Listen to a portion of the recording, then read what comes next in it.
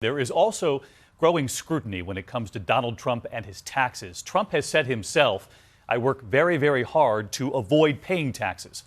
ABC's chief investigative correspondent Brian Ross on Trump's golf course and his yacht and the millions in tax dollars at stake. In its promotional video, the Trump National Golf Club in New York, with its stately clubhouse, championship course, and 100-foot waterfall, is presented as an elite playground for the wealthy. Trump has publicly boasted that this place is worth more than $50 million. But now his tax lawyers are trying to claim it's worth only a little over $1 million. $1.3 million.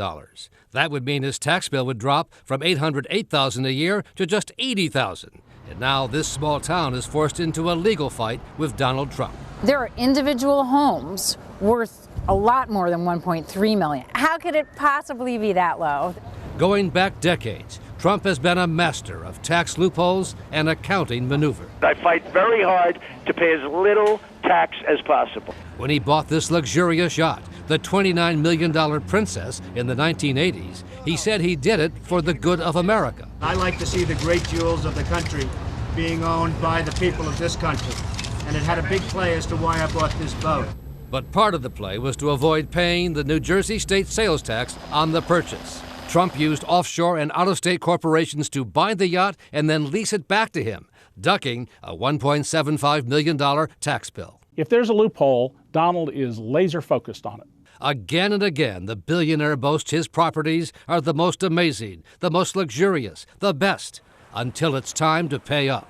In the 1980s, a New York City audit found that Trump and his partners in the Grand Hyatt Hotel vastly underreported the hotel's profits, which shortchanged the city $2.8 million.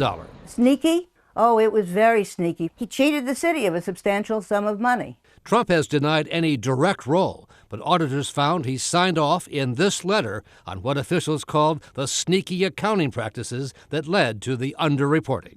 And Brian Ross is with us tonight. Brian, you're now getting new information on that golf course in particular? That's right, David. Since we began asking questions last week, the Trump Organization has now filed new papers, no longer claiming the golf course is worth only $1 million or so. They now say it's worth $9 million. But tonight, town officials tell us that's still far from the real value. The growing scrutiny as we now shift to the general election. That's right. The money trail on both sides, David. All right. Brian Ross with us tonight. Brian, thank you.